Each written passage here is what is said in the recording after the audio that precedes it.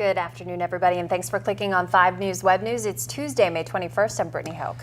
And I'm Matt Heckel, and here are some of the top stories we've been following today here on 5 News. A powerful tornado ripped through Moore, Oklahoma yesterday, killing at least 24 people, including 7 children. Yeah, officials say that the twister packed winds of 200 miles per hour and was a mile wide. The path of destruction stretches for more than 7 miles.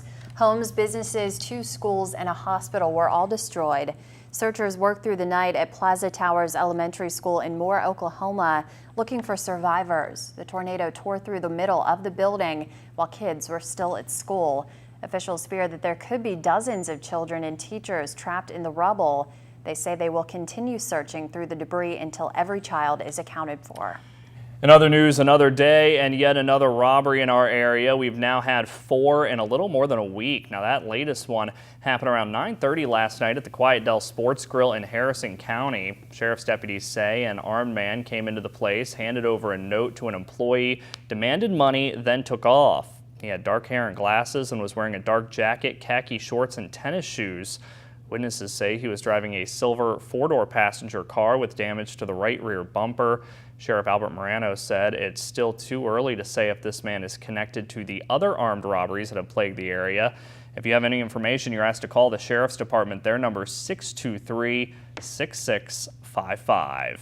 Meanwhile, in Weston, police need your help identifying a man who tried robbing a convenience store early Sunday morning. Police say this man walked into the Go-Mart on Center Street where he pulled a gun and demanded money from the clerk. Now, he didn't get away with anything, but police still need to find him. The suspect is in his late teens to early 20s, is about 5'7", and weighs around 130 pounds. If you know who it might be, call 269-3207. And new right now, an accident involving an ambulance landed 3 people in the hospital. Last night, a JanCare ambulance ran off the side of Route 50 in Doddridge County and crashed over a guardrail and into a bank. The driver said that he fell asleep at the wheel. 1 person was flown to Ruby Memorial Hospital and 2 others in the ambulance were taken to another hospital. And still no word on what caused a car crash into a tree over the weekend in Barber County. It happened around 6:15 on Wildcat Hollow. The driver apparently hit a tree and both people inside that car were flown to the hospital. As soon as we hear anything new, we'll let you know. Well, an investigation still underway into what caused a Harrison County family's home to burn to the ground over the weekend. That happened Sunday night around 6 o'clock off of Route 19 in Enterprise. Officials say the fire may have started in front of the house and quickly spread. Nobody was home at the time, and luckily nobody was hurt. Meanwhile, WVU students might be getting the message that burning a couch isn't a good idea. That's because some new data claims less of them are taking part in that tradition. The report shows the number of students who were cited for burning was less than half of what it was last year. The Dean of Students at WVU told us the decrease is thanks to an increased awareness about the punishments and dangers of it all. Police put things out there for people to identify. There are a lot more cameras that are up in the areas where we've had problems in the past. And I think all of that works to get the message to people that want to be problems in the community.